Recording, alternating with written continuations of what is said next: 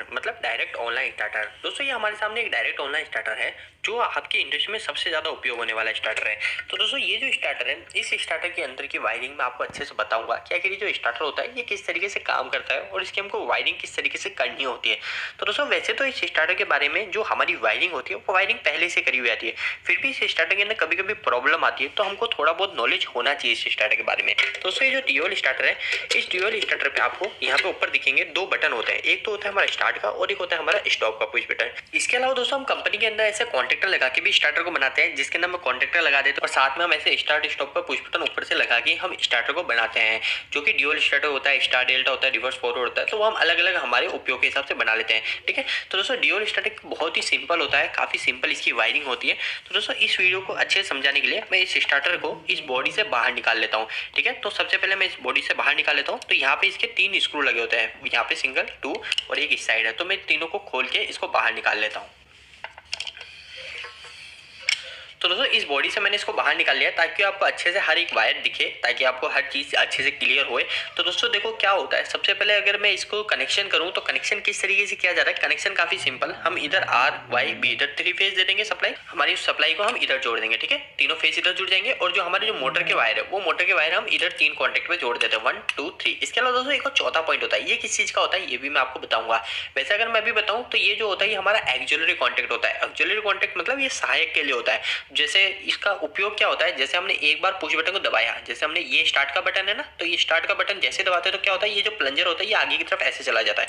ठीक है, ये ऐसे जाता है, तो ऐसे जाने के बाद हम इसको वापस से छोड़ देते हैं, वापस से इसको दबा के एक बार छोड़ देते हैं। पर दोस्तों ये क्या करता है, ये कॉन्टेक्ट की मदद से ही हमारा जो प्लंजर है, ये प्लंजर एक बार हमने दबाया ये आगे गया, तो पर उसके बाद में कंटिन्यू सप्लाई हमारे इसकी मदद से ही जाती है। ये होता है दोस्तों हमारा एक्सिलरी कॉन्टेक्ट, जिसको बोलते हैं एनो कॉन्टेक्ट। ठीक है, ये एनो कॉन्टेक्ट है। अभी मैं आपको अच्छे से और समझाऊंगा, हर चीज को क्लियर करूंगा। तो दोस्तों देखो सबसे पहली चीज मैं आपको क्लियर करूं तो इसके अंदर जो कॉन्टेक्टर है, जैसे ये कॉन्टेक्टर है, ये कॉन्टेक्टर हमारा ये पोर्शन इसका कॉन्टेक्टर है। ठीक है, ये पोर्शन और ये जो कॉन्टेक्ट, जैसे इसके अंदर आपको दिख रहा है आर वाई बी, इधर 3 कॉन्टेक्ट दिख रहा है आर वाई बी के लिए और इधर मोटर के लिए दिख रहा है। तो ये जो कॉन्टेक्ट, ये जो कॉन्टेक्टर है, इस स्टार्टर के अंदर कॉन्टेक्टर जो होता है वो ये पोर्शन के इधर 3 हो गए और ये जो है ये इधर 3 हो गए। तो ये है हमारा इसका कॉन्टेक्टर और ये बीच में है ये रिले है और इसके अंदर जो स्विचेस है वो स्विच के जो कॉन्टेक्ट है वो स्विच के कॉन्टेक्ट ये दोनों और इधर ये दोनों होते हैं। जो हमारा स्टार्ट स्टॉप का पुश बटन होता है ना, ये स्टार्ट का पुश बटन, तो इसके अंदर जो पीछे 2 पॉइंट है वो ये दोनों पॉइंट हो गए। स्टार्ट का मतलब यहाँ पे दोनों, और जो स्टॉप का पुश बटन है तो स्टॉप के लिए यहाँ पे दोनों ही कॉन्टेक्ट ये स्टॉप का है।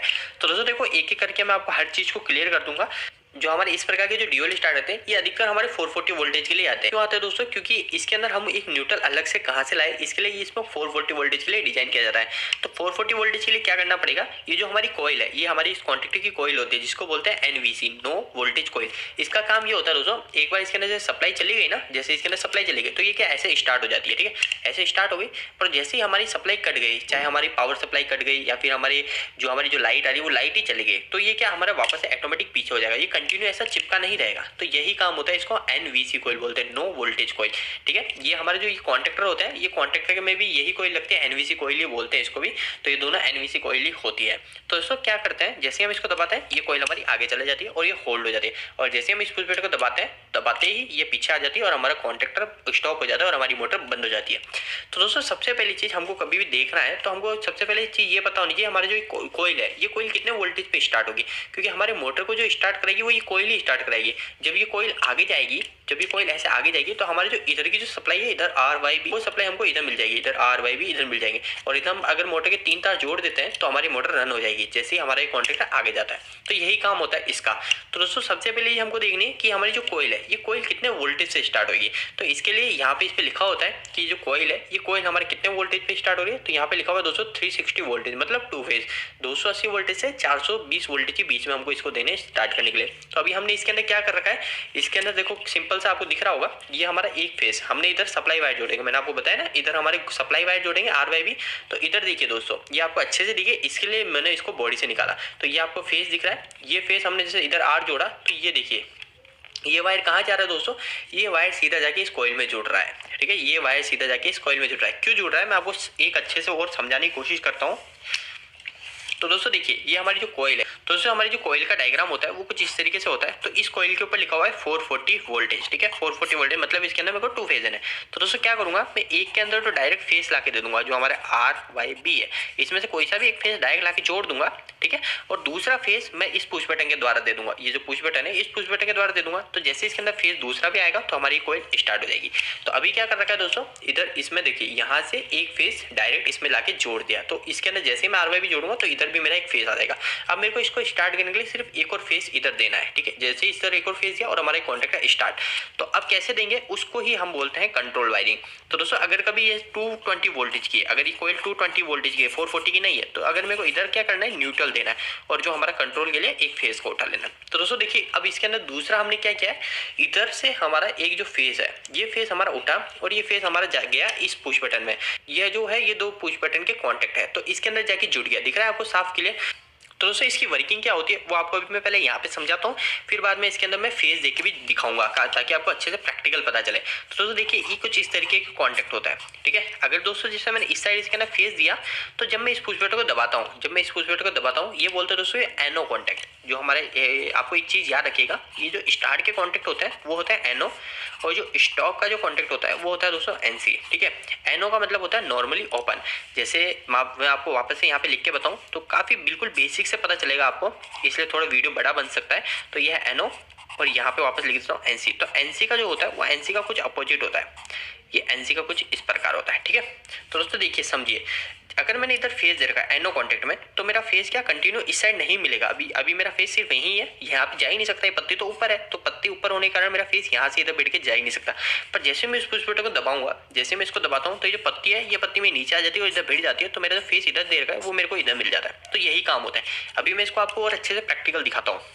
तो दोस्तों देखिए जैसे इसके अंदर अभी मेरा फेस आ गया, ठीक है, फेस फायर आ गया। तो अभी इसके अंदर अगर मैंने इधर फेस जोड़ा, जैसे अगर मैंने इसको इधर अड़ाया तो इधर जो फेस है अभी इधर फेस जोड़ रखा है तो वो फेस मेरे को इधर कंटिन्यू मिल जाएगा, ठीक है, इधर मिल गया। तो दोस्तों अभी मैंने उसको उधर अटका दिया है, इस फेस वायर को इधर अटका दिया, तो मेरा फेस इधर है, इधर से इधर आ गया, इस वायर के थ्रू इधर आ गया। और जैसे मैं इस पुश बटन, अभी देखिए दोस्तों इस कॉन्टेक्ट पे मुझे फेस नहीं मिला है, पर जैसे ही मैं इस पुश बटन को दबाऊंगा तो ये जो फेस है ये फेस मेरे को इधर पे मिल जाएगा। तो जैसे मैंने इसको दबाया और ये फेस मेरे को इधर पे मिल गया। तो ये है दोस्तों हमारा एनो का कॉन्टेक्ट, जैसे दबाया मेरा फेस दूसरी साइड मिल गया, ठीक है। तो यही काम होता है इसका। तो ये क्या करते हैं, हम इसी के थ्रू हमारे इस कॉइल को सप्लाई देते हैं। पर दोस्तों हम अगर इससे डायरेक्ट सप्लाई दे देंगे तो बटन बंद करने का भी बटन होना चाहिए ना, तो वो बंद करने के लिए बटन को हम बीच में ऐसे लगाते हैं, तो ये बंद करने का बटन है। तो ये बंद करने का बटन जो स्टॉप बटन होता है ये कैसे काम करता है पहले आप ये भी देख लीजिए। पहले आपको इस तरह समझा देता हूँ मैं ताकि आपको अच्छे समझ आए। तो मैंने जैसे भी आपको बताया था बंद करने का बटन कुछ इस तरीके का होता है। तो अगर मैंने फेस एक साइड दिया तो जब तक मैं इसको दबाता नहीं हूँ तब तक मेरा फेस दूसरी साइड मिलता रहेगा, क्योंकि ये कॉन्टेक्ट जुड़े हुए हैं। पर जैसे मैं इसको दबाऊंगा, जैसे बंद करने के बटन को दबाऊंगा ऊपर से, तो ये कॉन्टेक्ट क्या होगा, ये नीचे चले जाएगा और मेरा फेस जो इधर मिल रहा था वो इधर मिलना बंद हो जाएगा, क्योंकि ये कॉन्टेक्ट नीचे चले गया। तो दोस्तों अभी हम इसको वापस से प्रैक्टिकल भी देख लेते हैं। तो जैसे मैंने इस पुश बटन को दबाऊंगा, अभी मेरा फेस यहाँ है, अभी यहाँ नहीं मिल रहा, तो जैसे मैंने इसको दबाया फेस दूसरी साइड मिल गया। अब दूसरे इसमें देखिएगा आप, यहाँ से एक लूप लग रही है, ये एक लूप लग रही है और ये लूप जो जा रही है ये यहीं पे जा रही है हमारे इस पे। तो दोस्तों क्या करूंगा, यहाँ पे जैसे फेस आया तो मेरे को वो यहाँ पे भी मिल जाएगा जो कि है एनसी का पुश बटन। तो जैसे मैं इसको दबाता हूँ मेरा फेस दूसरी साइड मिल जाएगा, ठीक है। ये देखिए जैसे मैंने इसको दबाया ये फेज मेरे को यहाँ तक मिल गया। पर दोस्तों एक चीज ध्यान रखिएगा, ये जो है इसके आगे जो बटन है ये है एनसी पुश बटन। अभी मैंने इसको दबा रखा, मेरा फेस यहाँ तक मिल रहा है, पर जो फेस है वो मेरे को यहाँ पे मिलता रहेगा। क्यों मिलता रहेगा, क्योंकि ये जो बटन है ये बटन है एनसी का। जब मैं इसको दबाता हूँ तब मेरे को दूसरी तरफ से सप्लाई बंद हो जाती है। अब जैसे मैं इसको दबाता हूँ तो मेरी सप्लाई देखिएगा बंद हो जाएगी। जैसे मैंने छोड़ा वापस सप्लाई आ गई, जैसे मैंने इसको दबाया सप्लाई बंद हो गई। तो ये क्या अपोजिट काम करता है, एनओ के अपोजिट, क्योंकि जब तक मैं इसको दबाता नहीं हूँ तब तक मेरा फेस यहाँ से निकल के आगे मिलता रहता है। तो जैसे मैंने इसको दबाया ये मेरी सप्लाई कट हो गई। तो दोस्तों अब देखिएगा कभी हमको यानी हमारी कंट्रोलिंग चेक करनी है कि हमारा जो स्टार्टर है इस स्टार्टर की कंट्रोलिंग सही है, तो हमको क्या करना है, हमको देखना है दोस्तों इसके अंदर फेस दे रखा है, तो हमको ये चीज देखनी है। जैसे मैं इस पुश बटन को दबाता हूँ, तो मेरा फेस मेरे को यहाँ तक मिल जाना चाहिए। तो मेरा जो फेस है वो फेस मेरे को यहाँ तक मिल रहा है, नहीं मिल रहा, तो यहाँ तक मिल रहा है, मतलब मेरी जो कंट्रोलिंग है वो कंट्रोलिंग बिल्कुल सही है, ठीक है। कंट्रोलिंग सही है तभी मेरा फेस यहाँ तक मिल रहा है, वरना यहाँ तक मिलता ही नहीं, कहीं ना कहीं बीच में रुक जाता। तो दोस्तों आगे की हमारी जो कंट्रोलिंग है वो कंट्रोलिंग मेरे को ये दूसरा फेस को देखना है। तो दूसरा फेस अगर मेरा बराबर आ रहा है तो अभी मेरा कॉन्टैक्ट स्टार्ट हो जाएगा।